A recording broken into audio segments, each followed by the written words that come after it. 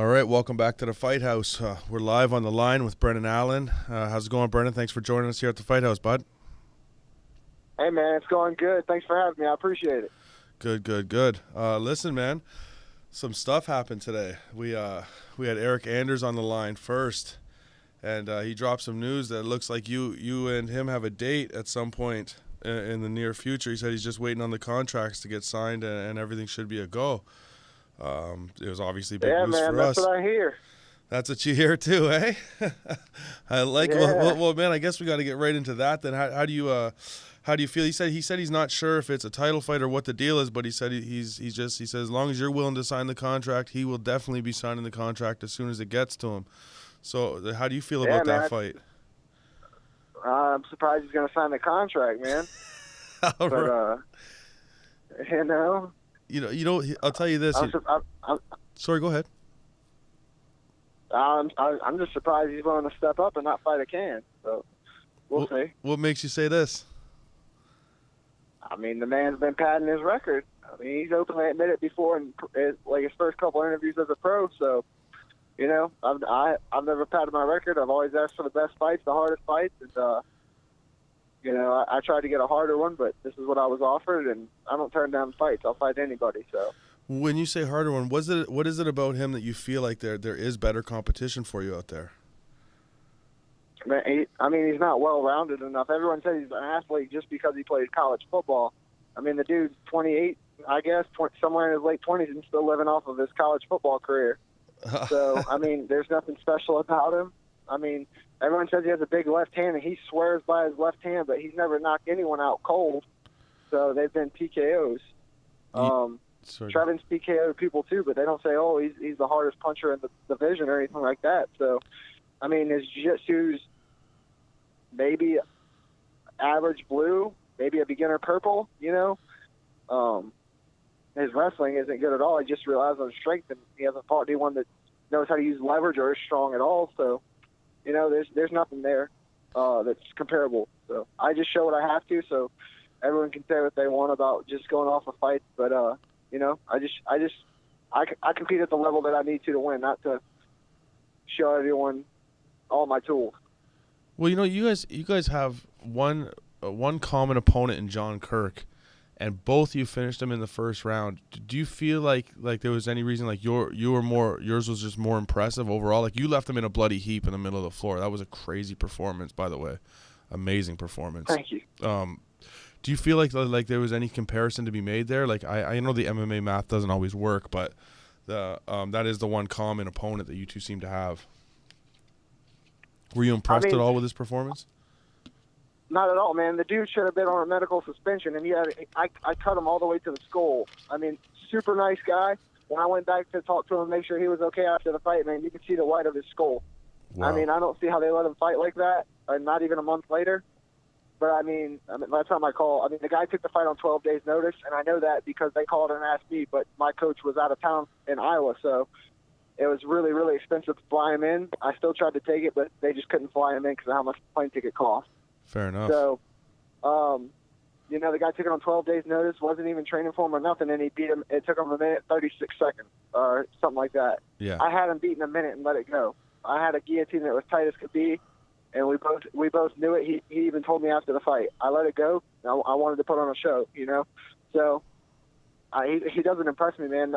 You can watch all his fights. I mean, I know him because I trained with one of his training partners before that I'm actually pretty good friends with. So I know who he is. I've seen him in person before.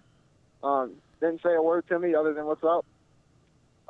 There's nothing different between his fights, though. Only thing you can see in difference between his fights as a pro is between his last fight and his other one is he's lighter on his feet. All the rest of his stuff is exactly the same. Still throws the same combinations, looks for the same things.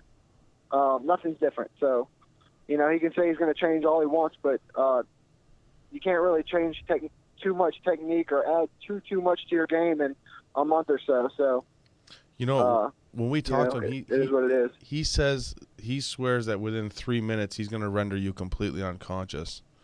He said that, like, if you think that's good to know, as he's never done it to anybody before, and I've taken I've took Trevor's hardest punches with my head flat on the mat. So, I mean, I'll be there for him to do it. I can promise you that. There's not going to be no quitting me. You know, if we can stand in the middle and throw it out or whatever, I don't back up. I don't know how to back up. Only way you'll see me back up is a circle to reset myself. You can watch every single fight that I've ever had in my whole amateur and pro career. I've never backed up, and he'll see that come fight night, and he can talk all he wants about who he's going to put to sleep, but you know, well, we'll find out. You know, I'll tell you this: I've brought when you guys first had your first exchange on Twitter. Maybe that's probably about a month ago. Yeah, right after he fought. Yeah, roughly about a month ago. And I had talked to it about a couple other. I asked Ryan Spann what he thought about it, and I just had Trevon Johnson on the show just before you, and I had a chance to ask him too. And both those guys feel like you're gonna finish that fight, and it's gonna be relatively easy for you. Ryan Spann, I believe the language he used was Brendan will eat his lunch, and Trevon said that he expects that you take it fairly easily. Is that a surprise to you that those guys would feel that way? No, man. I mean, we're top guys, you know. Me and Trevon have felt each other. Trevon felt me at the beginning of the fight, and I faded away a little bit, but, you know, he was the better man that night. But we felt each other. We felt other guys. We know where we stack up. We can see where we're getting better every fight. You know, we're just some of the top middleweights in the world, and this guy's just, everyone blows him up because he's a college football player. It goes back to the fact that he's still living off of college days, man. It's time to move on past that. But, I mean, at some point, you know, it's not his fault that people use that to sell tickets and stuff. You know, at some point it's not his fault. But when you still live off of it in interviews and, yeah, I did this, I did that, you know, it's time to move on past that and make your name in this sport without anything else. I mean, one of my best friends is a two-time national champion from LSU. And you can ask him questions about football all day, and he'll tell you two totally different things. What he did in that sport is totally different than what he's done in this sport. So, you know, it's you know, I don't find any surprise to what people are going to think. I mean, I'm hoping I come in as the betting odds underdog so I can make some money. Throw a little. You're going to Pete Rose it. Throw a little money down on yourself. I like it. Yeah, I know a couple of people that throw some money down too. I can get a little bit of that too. So nice. I'm hoping so. Nothing wrong with that, man. Nothing wrong with making a few extra ends where you can, right? Right, exactly. You know, I guess I should ask you, how do you see yourself matching up with him? Like how do you see the fight going? How do you visualize this going?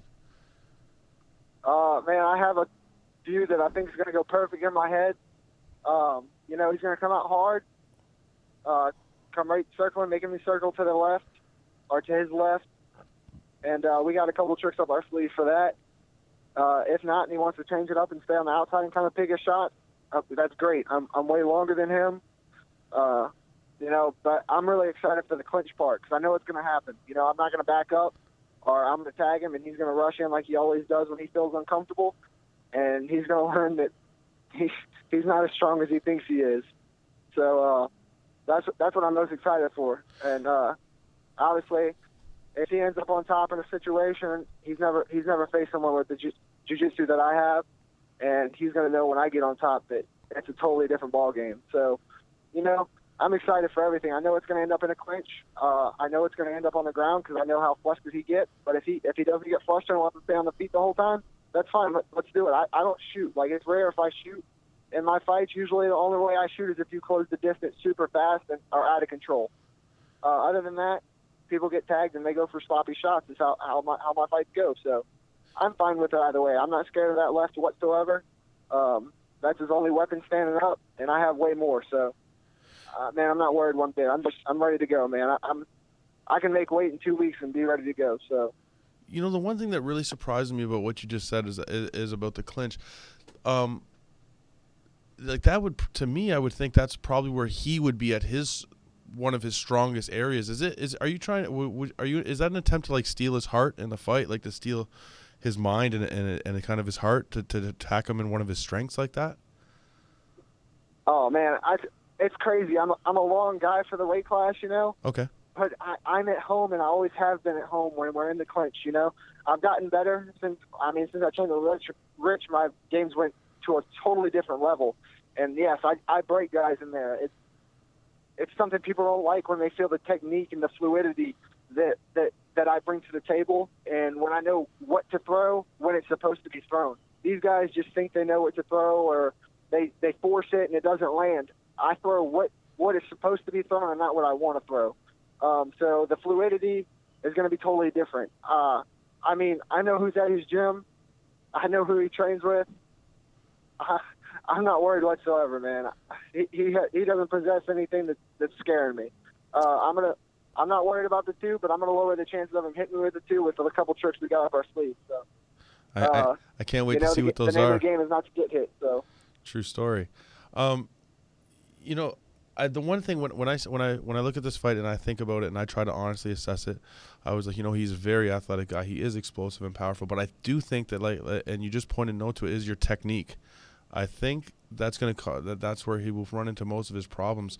Do you feel like it's in those areas where you're technically sound that he's going to find the most trouble?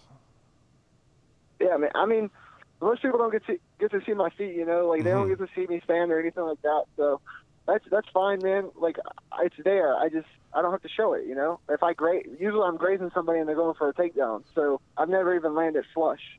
So if I land flush, that's going to be different. Sorry, you're kind of breaking up on me I there. think my technique's going to play a hell of a role, man. I really do. I'm not gonna go in there and try to show off or do whatever until I feel he's broke, because he's going to break, man. That's just his mentality. Every guy that is like him, that hasn't fought anybody and hasn't been tested, when they can't do what they want and they get flustered in fights against cans, they're going to get flustered against a guy that knows what they're doing. That's been in there, that's been under the spotlight, that's had those tough fights, that's been tested. He's going to get flustered, and when he does, there's going to be a capitalization there that he's not going to know what's going to happen. And when that happens, he's going to break. You know, he can say it what he wants, but he knows in his heart he's going to break. You know, at 21, you're 21 now, correct? Yes, sir. Yeah, that's what I thought.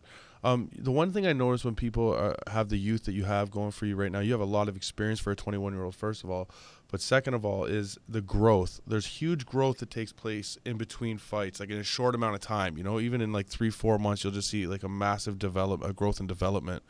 Where do you feel like you've developed the most since your last performance? Like, where do you feel like that growth has taken place the most? Like, do you mean as far as physically or technically? Like, or both? Or both. I was speaking more technically speaking, like in your skill set, but answer for both if you would like.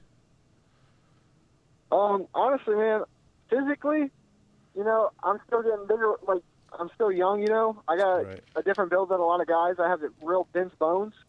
So my weight comes from there. So sometimes I don't look as muscular as some of the other guys.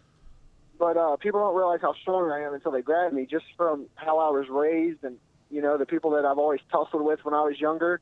You know, it's just kind of like that country strong. We call it man strength. So yeah. It's somehow, some reason I got that from my dad, and I possess that, and it's great to have. But as far as technically, just focusing a lot on just tuning up some little things the subtleties of things. So as far as like little transitions on the ground that I should be placing my knee or elbow here instead of where I've been placing it, just to make the transition a lot smoother and a lot more sound when I get on top or when I get on bottom. I work a lot on bottom because my top's really solid. So I work a lot on bottom and back positions and getting out and sweeping and getting back to position, say if I get hurt or things like that. I try to train for the worst position in the worst scenarios. That way when it happens, it's not a surprise to me. And then as far as my feet, man, it's just tightening up the 2.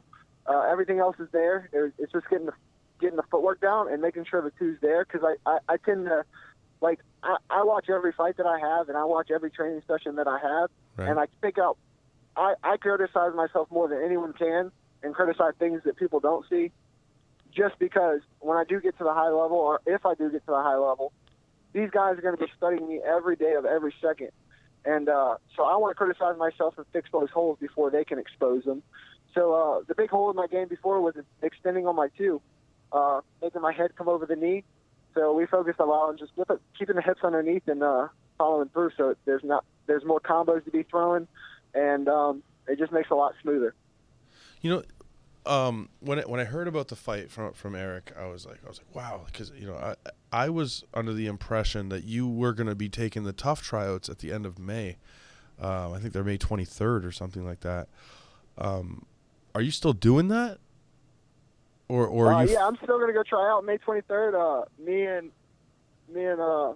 my wife are gonna go out there and have a good time. We're gonna I'm gonna do my best. Do what I can do and see what happens. They told me I could still go try out, so I booked my plane ticket, got my hotel ready to go, and I'm gonna go out there and give it 100%. Sweet. Put it all on the line and see what happens. It's an opportunity that somebody doesn't want to pass up. Absolutely. One of the things, what's more important to you, the LFA winning the LFA title or getting a shot in the house, in the tough house? Because in likelihood you're going to make the UFC regardless. That's my personal feeling on it. You're too young, you have too much experience at your age, and there's just way too much upside to you for that not to be a reality. That's how I feel about it. But what's more important to you right now, winning a title or getting into the tough house? Oh, man, I love LFA. I love fighting for LFA. So the title is going to be amazing. But at the end of the day, if I'm afforded that opportunity, I don't think it's something that I can pass up because it's kind of taking fate into my own hands. And I don't like leaving my fate to other people. So honestly, man, I've been thinking about that, kind of every day. I've talked to my family and my coach, and, I don't know. We're just going to go out there and take it a step at a time. Either way, both great opportunities, and I'm very thankful to have both opportunities. It's been a long distance between fights for me that I'm not used to. Usually I'm fighting every other month or so. So, but either way, like I said, I'm just blessed to be in the position that I am, and the hard work's finally paying off. And like you said, I am young, but man, I've put a lot of time and effort into this game, and my family's given me a lot of opportunities that otherwise I wouldn't be able to have without them. So. Yeah, you definitely got two big ones ahead of you right now, man. And I want to wish you all the luck in those. And I want to thank you for giving us some time here at the Fight House, man. I really appreciate it. And I'm glad we were able to work through our technical difficulties there and get in touch with you and have this conversation. Thanks again, Brennan. It's always a good time talking with you. And hopefully we can have you back on the show. No doubt, man. Thank you for having me. I really appreciate it, man. It's easy. Absolutely, man. Take it easy. Bye. Bye.